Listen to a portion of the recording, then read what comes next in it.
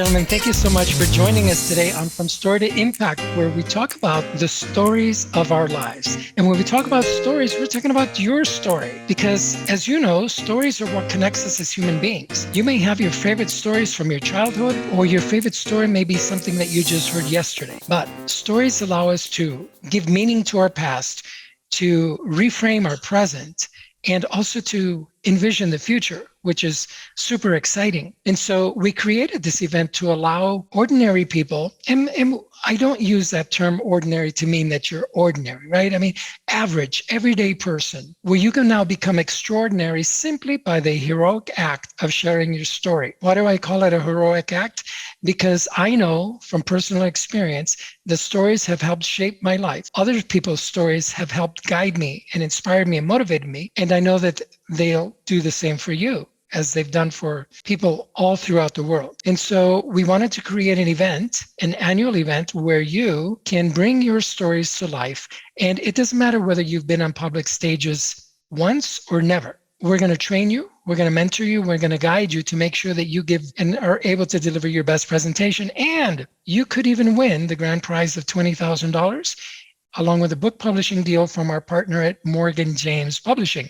So there's a lot to be won, but whether or not you ever make it to the finals, the person that you're going to be able to become, and you're going to be able to go back to your home, to your office, to your workplace, just knowing yourself that much better and knowing that you have something that can truly change and transform the world. So that's why we're here. And speaking of transforming the world, before I get there, so please go to VOI Awards, voiawards.com. That's Voices of Impact Awards, voiawards.com, and register to become one of our storytellers. Again, you're going to get lots of free stuff, lots of free training and guidance from some of the world's leading experts in a variety of areas, not just public speaking and storytelling. Now, this is the important part of this segment of this show.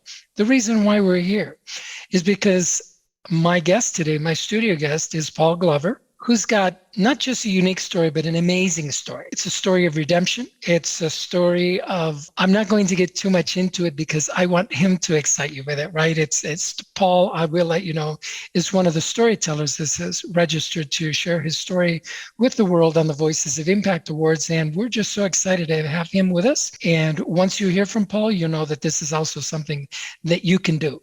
So hailing all the way from the city that I grew up in, Chicago, Illinois, actually he's in a suburb, but we're all from Chicago, right? If you're from the Midwest, you're from Chicago. So welcome to the studio, Paul Glover. How are you, my friend? I'm doing well, Steve. Thank you so much for the opportunity to speak to you and to anyone else who's listening. Well, there's going to be a lot of people listening, Paul, once this show gets broadcast. As you know, this is a global event, even though we are starting out nationally. We want to prove the concept to the world and to sponsors, et cetera. But I dare say that in 2023, 2024, we will be all over the world. And so people are going to come in and want to know what this event is all about. And they're going to come across this episode and they're going to meet Paul Glover, who is currently serving as a high-level business coach. And so you're going to get lots of clients from this, and you can blame it on us. Well, first, if that happens, that's fine, Steve. I have to admit that that's always a side issue with me. I believe that I do have a message, and you giving me the opportunity to speak to that message is the more valuable part of this interaction. Well, wonderful, Paul. So let's get into it, because I know that our audience is like, okay, let's meet Paul Glover.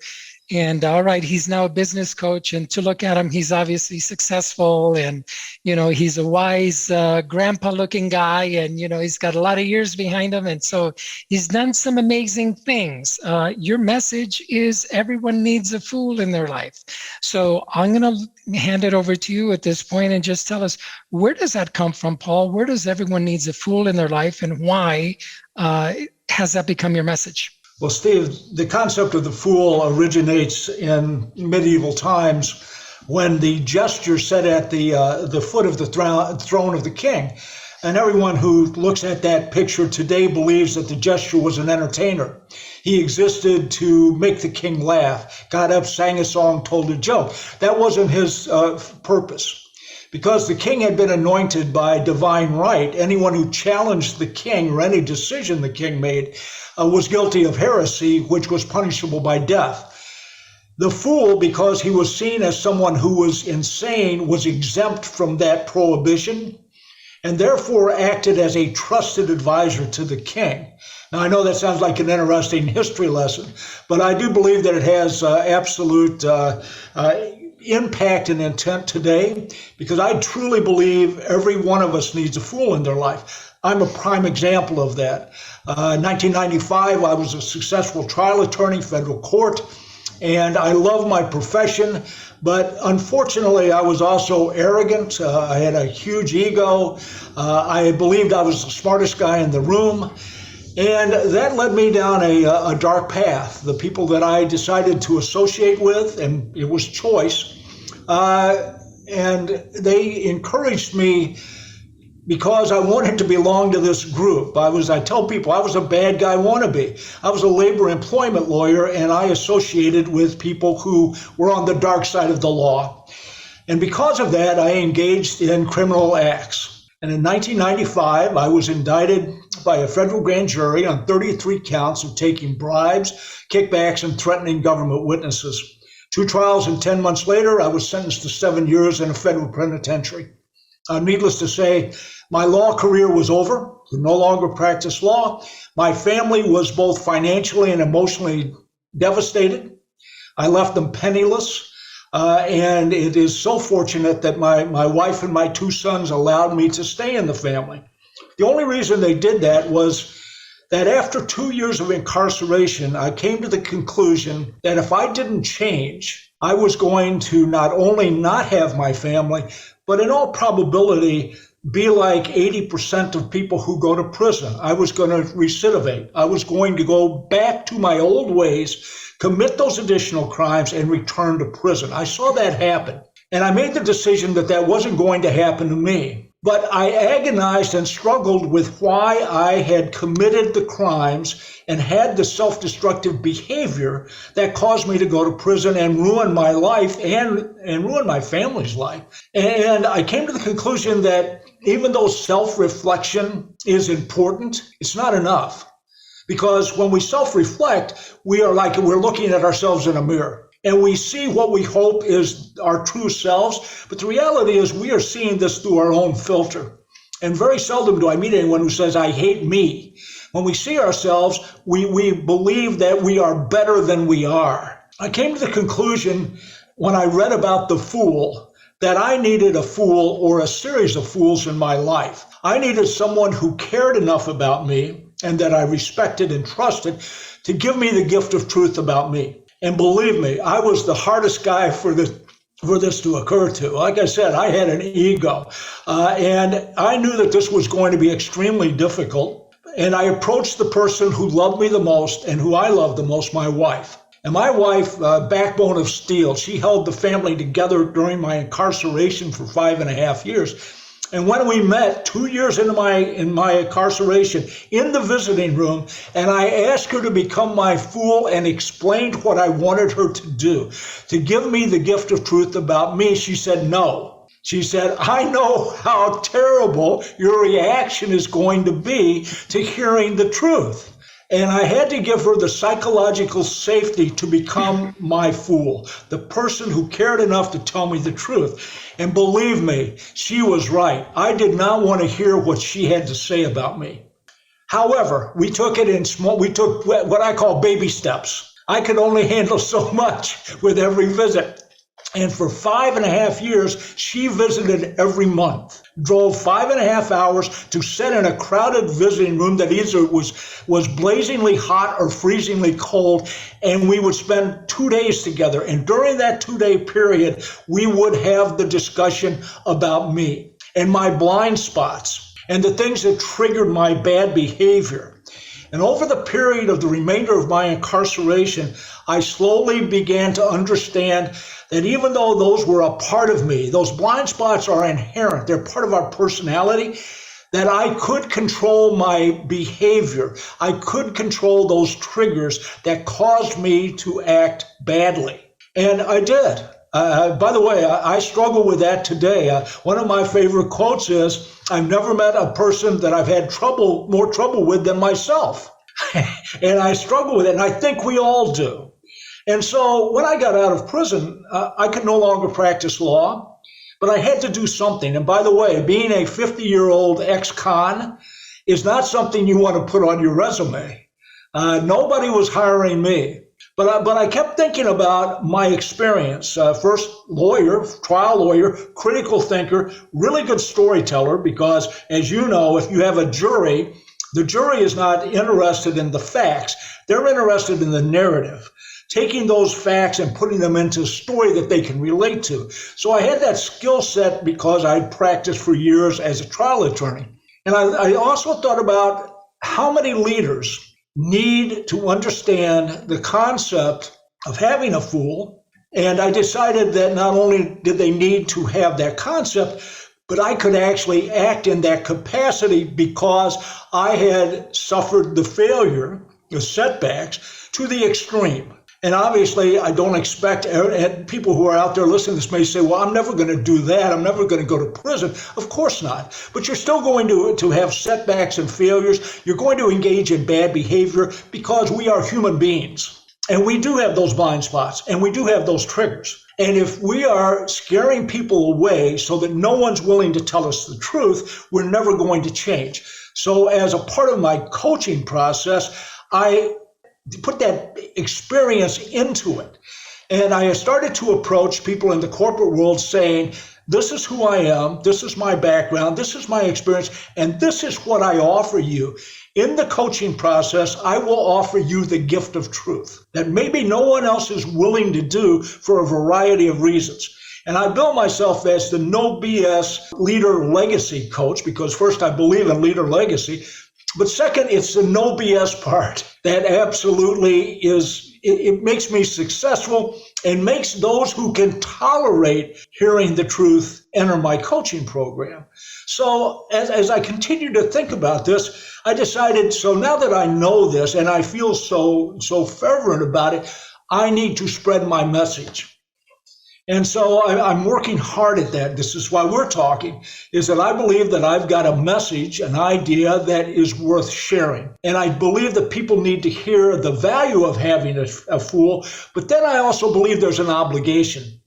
I am fortunate enough to have fools in my life, not only my wife, who I love dearly, but I also have 3 other people, friends, and a mentor that are my fools, because different segments of my life require a different perspective. And I also believe that since I am blessed with having fools in my life, I have an obligation. And that obligation is to be a fool for people I care about. And I think that this is a concept in our time, just like medieval times, is required. We need to help each other. We need to have a community of people we can count on to tell us and give us the gift of truth. And that's my message. That's my idea. Paul, that is a fascinating story. We don't have a whole lot of time today, but I mean, it would be certainly interesting to kind of deep dive and get into the facts a little bit, because one of the ways we learn, obviously, is listening to the story, but then we have questions. We want to find out what was the driving force behind some of these behaviors. But let me ask you this one. What do you think you were looking for back in the day? You said you were arrogant. You were the smartest guy in the room. You had a lot of power. You hung around with the wrong people who were naturally your clients, right? And so you were influenced by that. And it adds to the truth of that saying that I don't know who coined it, but you become the 5 people that you spend the most time with, right? And that includes us lawyers, and whether you're a police officer or a healthcare worker, it doesn't matter what you do, right? If you're surrounded with dirt, you're going to get dirty. Right. So what do you think you were looking for back in the day? I wanted to belong desperately. Just belong. I wanted a group. I wanted to be accepted. I grew up in a broken home, and I suffered from that lack of community, that lack of belonging. And by nature, I was an outsider. I'm solitary, but I knew what I wanted. I wanted that feeling of acceptance, of belonging. And by the way, people, we don't see our blind spots, but that doesn't mean other people don't see them. The people that I hung out with, these they saw my blind spots, but they also took advantage of them. They were able to manipulate me. And you don't know that. I mean, you're so caught up in not being able to see what's going on because you're trying to get what you need. And that was primary for me. And I tell people I was a bad guy wannabe. I never crossed the line into doing the really, really bad things, but I obviously did enough bad things to go to prison. And so that was my need. That was my blind spot. And they would trigger it. They knew how to trigger it because the deal was if you want to belong to the club, there's an initiation. Mm-hmm. And the initiation, if you want to be a bad guy, is to do bad things. Absolutely. And I absolutely fell into that trap. That trigger was all they needed to do. And I went from very minor bad acts to major bad acts that gave me a 7-year prison sentence. Understood. Thank you for sharing that and for being so vulnerable and open with your story and your history. I've got a question for you since you were involved in labor relations. Do you know where Jimmy Hoffa is buried? I absolutely, first, he's not buried, but I won't go any farther than that. And if the FBI's listening, it's a joke. Ladies and gentlemen, you heard it here first. No, I didn't say that he'd kill it.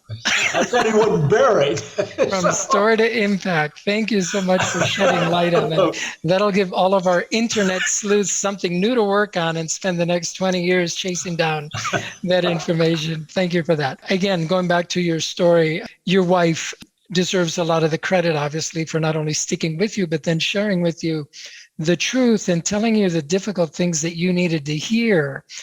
Beyond that, though, beyond her exposing these truths to you, what was your next step? Did you seek out a mentor yourself? Did you read books? Did you, what was it or who was it that led you to the next step in your evolution?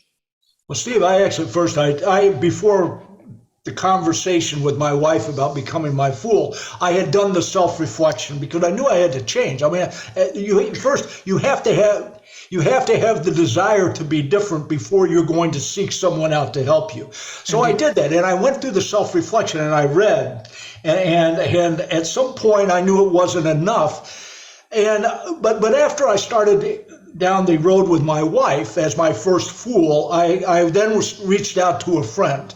But my deal was I am action oriented. So whenever we would finish a conversation, my wife and I or my friend and I would tell them, what should I do next?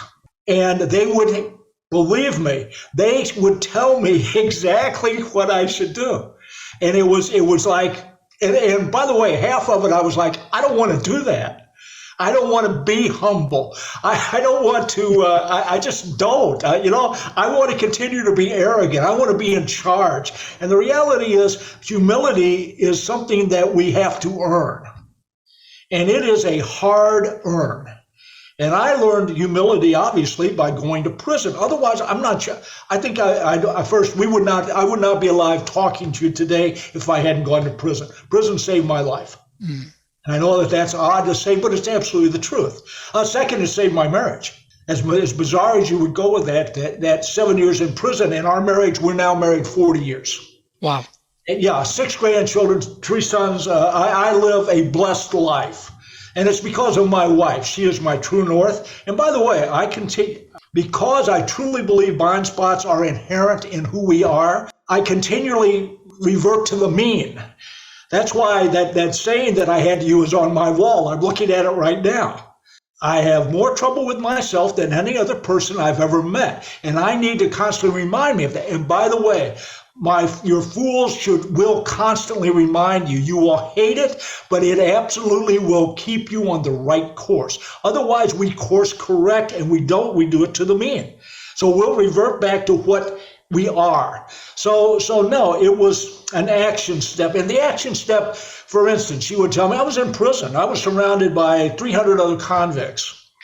And she would go, who are you going to help between our visit and my next visit? She said, you need to teach GED. I was like, oh my God, are you kidding me? This is going to be terrible. She said, I don't care. You need to you need to be of service. And I did.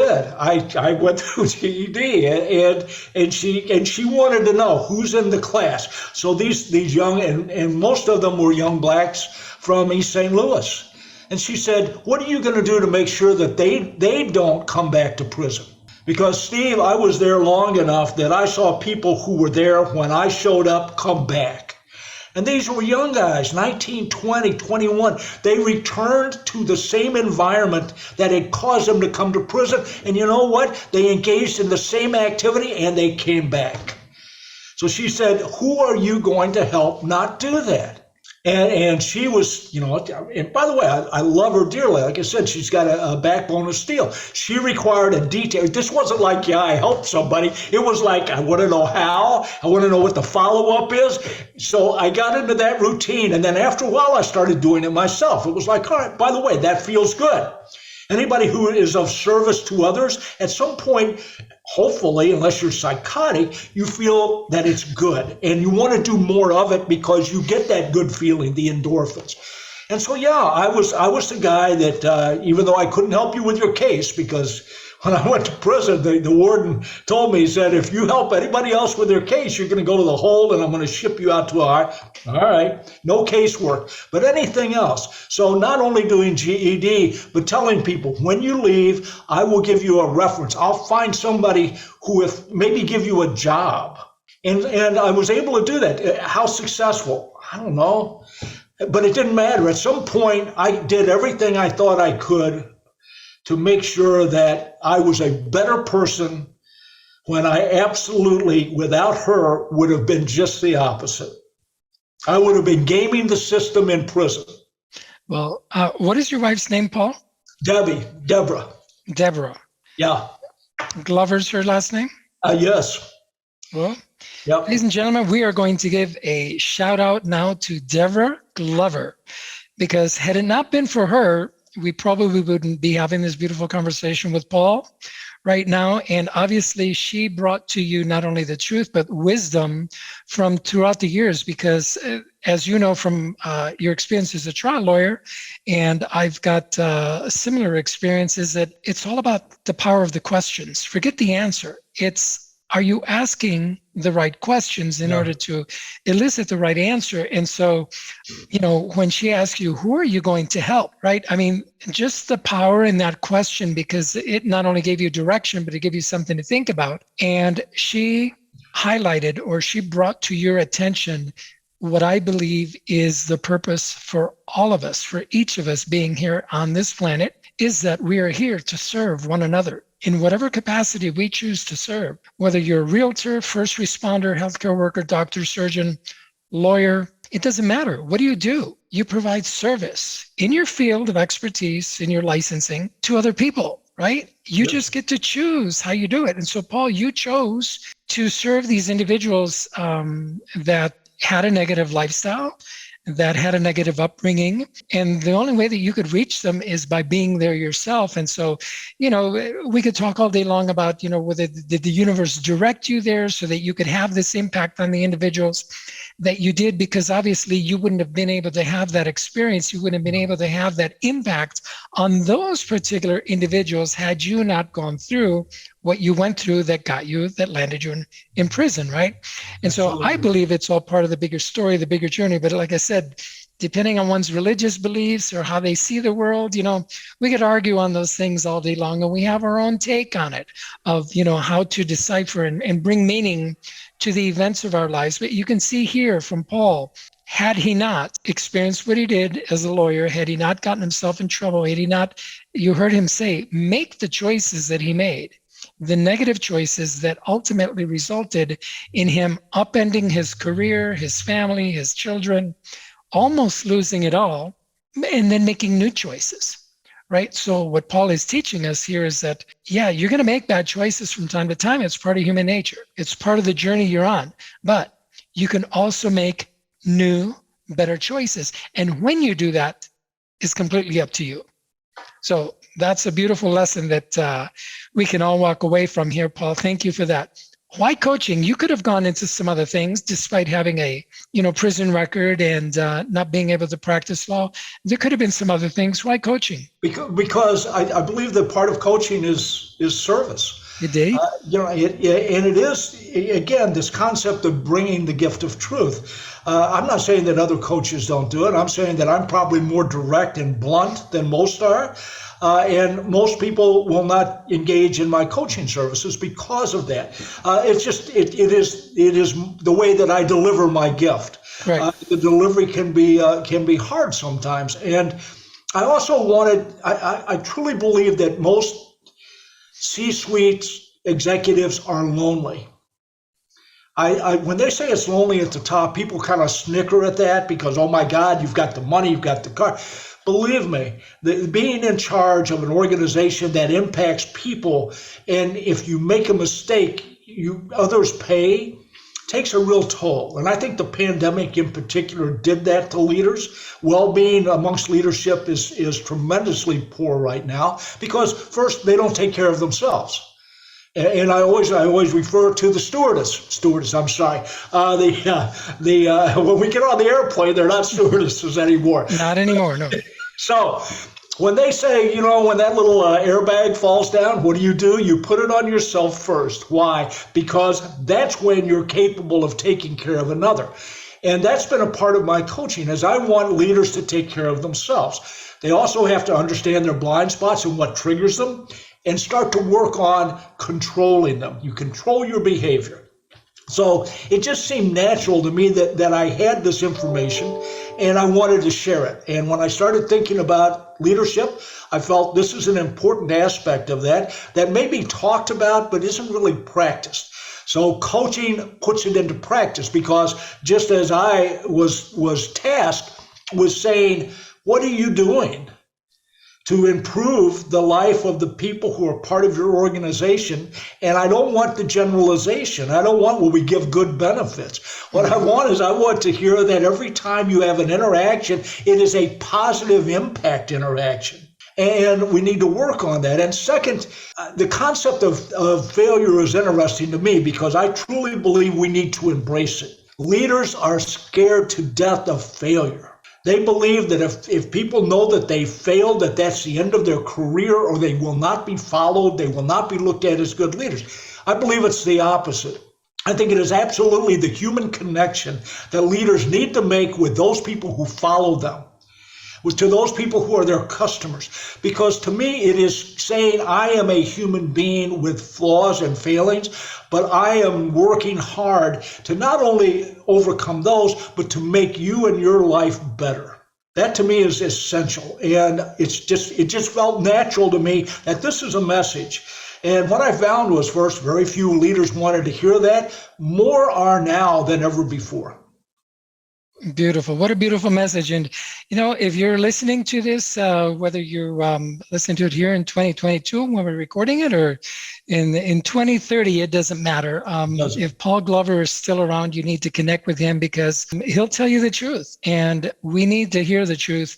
You can get the hand holding later, but come to Paul for the truth, right? And then once he shares the truth with you and you discover the things you need to work on, you can either choose to work on it with him, or you can choose someone that'll hug you and give you all the warm fuzzies as you go along, because sometimes we need both, right? But you need that awakening, right? So, yeah. Paul, how can people reach you for your coaching services? They can reach me, obviously, at paulglovercoaching.com. That's my website. They can reach me on LinkedIn, Paul Glover Coaching, or they can call me and text me. I love to get texted, by the way, from audiences, because they usually have something real interesting to say. And, and I love that. So 630-913-6555, and I will respond. And what I find gratifying, I've given that everyone needs a fool speech a couple of times to corporate audiences. And it is interesting afterwards how many people it resonates with. And that's why it's obviously strengthened my desire to say, I need to spread my message. Because I think that everyone needs a fool in their life. Absolutely. Absolutely we do. We will give you Paul's contact information here in the show notes on this program. Paul, you could have, and I know that you're still doing this because as a coach, you want to maximize your presence out there in the public and to get your voice and message out as far and as wide as possible. You chose, however, to participate in the Voices of Impact Awards. Why was that important to you? Something it would first, you came recommended, which is always a good thing. Tricia Brock recommended you. And once she did, Tricia has helped me develop my message, craft it, and also deliver it appropriately. And once she makes a recommendation, I take it seriously, but that doesn't mean I necessarily follow it.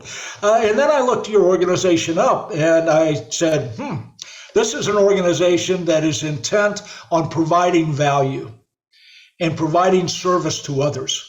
And obviously that resonates with what I'm trying to do now. And it felt like a good match. It was like, this is an organization that it would be proud and am proud to have this conversation, but to be proud of being a part of.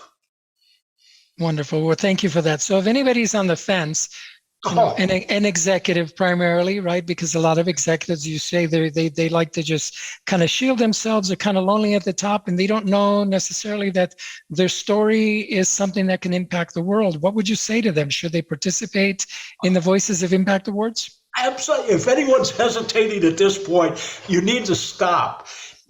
First, everybody does have a message. And maybe you need help framing it, because I understand that. If you've never done it before, and if you're struggling with how am I going to do this, all that is fear stopping you. And you need to get over fear, because it exists to stop us from doing the valuable things in our lives, the things that matter. And yes, this is a forum that I truly believe. By the way, I look at a lot of speaking opportunities. This is one that grabbed me immediately. As soon as Trish sent the information to me, and I researched, by the way, I'm a recovering lawyer. I have to research because I get too many opportunities that I go, that's not who I'm going to remember. I now am very serious about who I associate with, because you're absolutely right. Who you associate with is going to impact what happens next to you. And so anyone who's out there and you all have a message, if you're a leadership person, if you're in a position of authority, you've got a message that people need to hear. And yes, this is the organization that I believe is going to provide you with that forum, that opportunity. And the nice thing about it is, if you are struggling as to how to be a better speaker, you guys have the resources to help those people become better speakers. But the reality is, the opportunity to share your message is valuable to someone in the audience. You don't know who they are. You may never know who they are, but I guarantee you there's someone out there that you will impact in a positive way. Do not miss the opportunity to do that. Gorgeous, gorgeous words. You would think that Paul Glover is part of the executive team of this organization, but he's not. This is an unscripted conversation that we're having with Paul. Today's my first chance to meet him. And of course, he's a participant. He is vying to win one of those spots in the finals and possibly the $20,000 cash grand prize, together with a Blue Diamond trophy and a book publishing deal from Morgan James. And so he's got nothing to gain by telling others that they should participate. That's true. All I do is encouraging competition. Encouraging competition, and that's good, so that you could showcase yourself and see how awesome you are together with everyone else. So I do appreciate that, Paul. I do appreciate those words. I appreciate you coming on, and again, your vulnerability, just being open, laying the cards out on the table. It's clear to see why executives around the country would want to work with you, and other individuals should be working with you. And so whatever we can do to let people know that you exist and that you're available to them, to help them learn the truth and connect with their truth, and ask the right questions going forward. Because like you said, Paul, we all make mistakes. And if we haven't, we will. Right? Your time's coming. No one escapes it, right? We don't get out of this world alive. We're all going to make mistakes. We're all going to struggle. We're all going to face challenges. And you need fools in your life that can help give you direction. And so if I were in that situation, I'd be calling Paul Glover, because, yeah, I think he can get the job done. So, Paul, once again, thank you once again for your time. I truly appreciate it. Ladies and gentlemen, for those of you that have joined us now live or that you'll be watching this broadcast on some later replay later here in a couple months or a couple of years, we thank you for your time. I know you've got many other things that you could be doing, but you were intrigued by this particular interview, and there's a reason for that. I believe that you're always in the right place where you're supposed to be, and it's up to you to find the reason for that. So go to the voicesofimpactawards.com, voiawards.com, register to become one of our storytellers, because as Paul said, your story matters, you matter, and more importantly, someone in the audience needs to hear what you have to say, what you've been through, and what you've learned, and how you came out of it, so that they too can have the guidance and the knowledge and the inspiration to know that whatever struggles they're going through, they can make it through. I'm Steve Gallegos, president and co-founder of the Voices of Impact Awards. It's been a pleasure being with you today. Until the next episode, thank you so much.